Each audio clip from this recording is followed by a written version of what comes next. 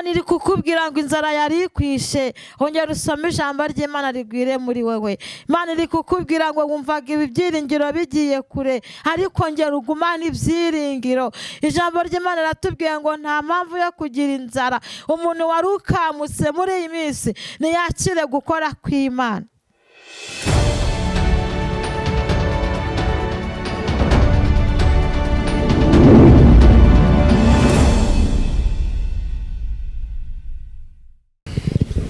Turabasuhuje mwebwe mukomeje gukurikirana ibiganiro byacu kuri Mukakarangwa TV. Ikintu nabibutsa mukore subscribe, musharinge, mutere na comment, kandi ukomeza gukurikirana ibiganiro byacu kugira ngo nyine umenye ijambo ry'Imana. Murakoze. Reka twakire umubyeyi atubwire ijambo ry'Imana yaduteguriye. Reka tumwakire. Shalom shalom, amahoro y'Imana nabane namwe. Turabashohoje mu ndamukanyo yacu. Yesu nashimwe. Tugeze mu kanya keza ko kongera kuganira ijambo ry'Imana. Reka dutangire dusenga Imana. Turagushimiye Imana, uri Imana y'amahoro, uri ibyiringiro, uri umutabazi ntahwanye nawe. Uwiteka uri Imana imara abantu inzara ukabamara inyota. Wagiriye neza ubwoko bw'Abisiraheli, natwe tugirira neza kugeza uyu mwanya. Tugarutse imbere yawe dufite ishimwe. Twemerere wumve gusenga kwacu kandi wumve Kristo gusaba kwacu. Bigutere gukorera ubwoko bwawe ndetse bigutere kuba hafi yacu. Turaguhamagaye Imana, ururuka muri uyu mwanya wiyerekane, ururuka witamurure. Dusenge udukurikiye aho ari hose. Muhe umugisha kandi akimara kumva ikiganiro tugiye kuganira kigira aho kimuvana naho kimushyitsa, kandi abonemo imbaraga, abonemo ibisubizo yabuze, ndetse abonemo no kugukurikira neza. Mumare inzara n'inyota kandi umubere ibyiringiro, mu izina rya Yesu Kristo abambwe rimwe gusa, amen. Yemwe abafite inyota nimuze ku mazi murashira inyota, kandi n'udafite ifeza naze nimuze murye munywe vino n'amata. Yemwe abafite inyota nimuze ku mazi murashira inyota, kandi n'udafite ifeza naze nimuze murye munywe vino n'amata. Niki gituma mutanga ifeza rwose mukagura ibitari ibyo kurya nyakuri? Nta feza mbaka bana banjye, kuko nitanze igorogota. Nta feza mbaka bana banjye, kuko nitanze igorogota.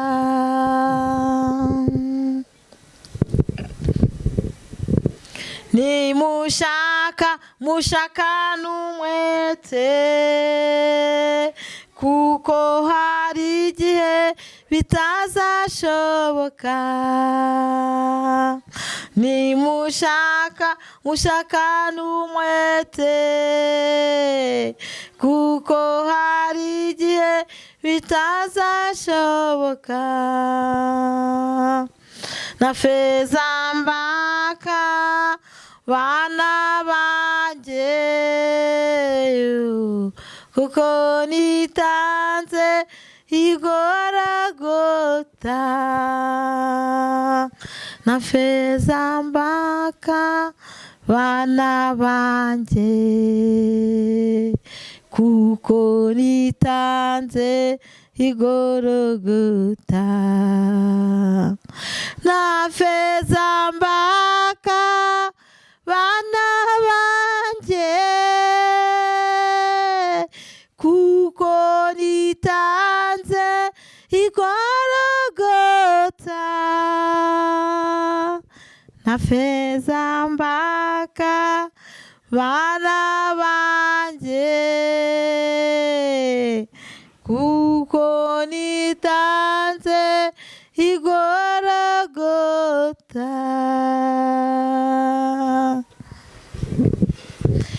Imana ihabwe icyubahiro. Turirimbye umuririmbyi uvuga ngo nta feza mbaka. Haleluya. Bana banjye, kuko nitanze igorogota. Haleluya. Nta feza Imana ikwaka, ikiguzi cyarabonetse. Imana ishimwe. Tugiye gusoma ijambo ry'Imana dusanga muri Yohana ibice 7. Turasoma ku murongo wa 37. Haleluya. Reka dusome kuva ku murongo wa 35 tugeze ku murongo wa 37. Turasoma mu izina rya Yesu. Haranditse ngo Yesu arababwira ati, ni njye mutsima w'ubugingo, uza aho ndi ntazasonza na hato, nunyizera ntabwo uzagira inyota na hato. Ariko nababwiye yuko mwambonye, nyamara ntimwizera. Uwo Data yampaye wese aza aho ndi, kandi uza aho ndi sinzamwirukana na hato, kuko ntavanywe mu ijuru no gukora ibyo nishakiye, ahubwo nazanywe no gukora ibyo uwantumye ashaka. Amena. Haleluya. Dusomye ijambo rikomeye riri muri Yohana. Turasomye ngo haleluya, Yesu yabwiye abantu yari ari kubwiriza, abwira abigishwa yari ari kubwiriza, arababwira ngo ni iki kintu gituma mubasha kugira inzara mukabasha kugira inyota, kandi hari uwantumye kugira ngo mubashe gushira inzara n'inyota. Haleluya. Nimvuga gutya ntabwo yavugaga inzara y'umubiri, nta nubwo yavugaga inyota y'umubiri. Yari ari kuvuga inzara y'ubugingo, avuga n'inyota y'ubugingo. Hanyuma Yesu arababwira ngo kandi sinemerewe kugira umuntu nirukanaho ndi, sinemerewe kugira umuntu ndobanura mu gusengera, sinemerewe kugira umuntu ndobanura mu kubwiriza, kuko ntavanywe mu ijuru no gukora ibyo nshaka, ahubwo navanywe mu ijuru no gukora ibyo wantumye ashaka. Haleluya. Uyu mwanya akira ijambo ryiza ry'Imana. Haleluya. Uyu mwanya akira ijambo ryiza ry'Imana. Haleluya. Ijambo riri kutubwira ngo ntabwo Yesu yaje mu isi ngo abantu bahorana inzara. Waba ufite inzara muri iyi minsi, waba ijambo ry'Imana rikubereye rike, ibibwiriza bikubereye bikeya, inyota irakwishe, ariko uyu mwanya Imana irambwiye ngo nimbwire abantu badukurikiye ngo nimwongere mu mwegere, niwe buye. Haleluya. Ryanzwe n'abubatsi, ariko ngo nibuye rikomeza imfuruka. Haleluya. Imana iri kukubwira ngo inzara yari ikwishe, ongera usome ijambo ry'Imana rigwire muri wewe. Imana iri kukubwira ngo wumvaga ibi byiringiro bigiye kure, ariko ongera ugumane ibyiringiro. Ijambo ry'Imana riratubwiye ngo nta mpamvu yo kugira inzara. Umuntu wari ukamutse muri iyi minsi ntiyakire gukora kw'Imana. Umuntu wumvaga byari bimuyobeye muri ino minsi ntiyakire ubutabazi bw'Imana. Umuntu warebaga ibumoso n'iburyo akabura inzira ntiyakire gukora kw'Imana. Umuntu wabonaga ko bimuremereye ntiyakire ubutabazi bw'Imana. Umuntu wabonaga yuko hari ibibazo ntiyakire gukora kw'Imana. Haleluya.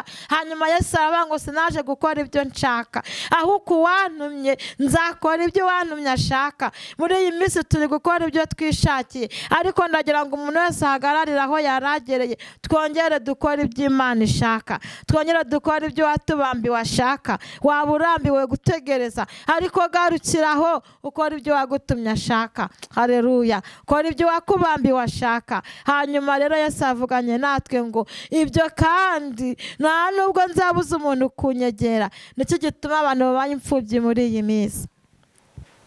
Nicyo gituma abantu babuze umurengezi kandi ahari. Ese umujyanama wawe yapfuye bituma agenda akakwica. Ese wabuze igisubizo kuko Imana yawe yagiye hehe? Ariko Imana irahari.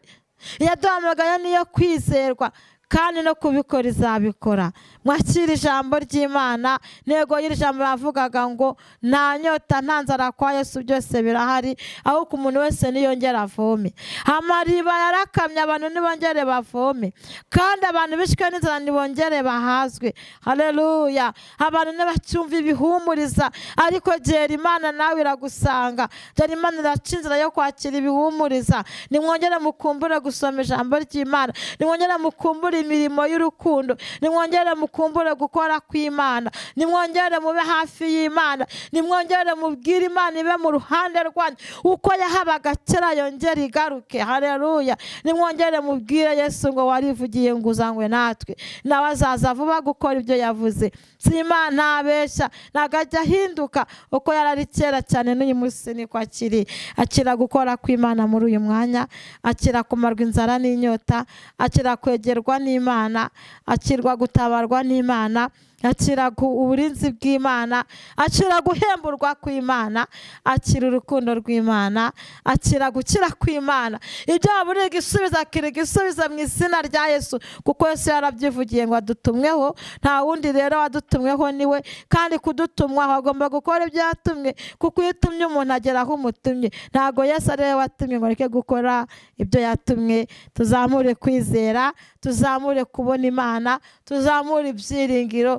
Yesu ni umuneshi kandi azahora anesha. Imana nihabwe icyubahiro. Reka dusenge Imana. Urakoze Mwami, urakoze kuko udukunda, urakoze kuko uri umurengezi. Dusomye ijambo ritubwira ngo nta nzara tugomba kugira n'inyota. Muri byatubwiye ngo nta feza utwaka. Turaje kuko watwemereye, tuje imbere yawe kuko uri byose. Nyemerera umuntu wese umuhembure, wari wishwe n'inyota umwuzuze, inzara yishe umuhaze. Restofagre. Umuntu wese byari biyobeye, hongera abone ubutabazi. Umuntu wese uko akwiringiye akubone, kandi umuntu wese umubere iburyo n'ibumoso. Urakoze urakarama Dadi, tugushimiye ibyo ukoze tukoragije ibisigaye. Mu izina rya Yesu Kristo wabambwe rimwe gusa. Amen. Amen.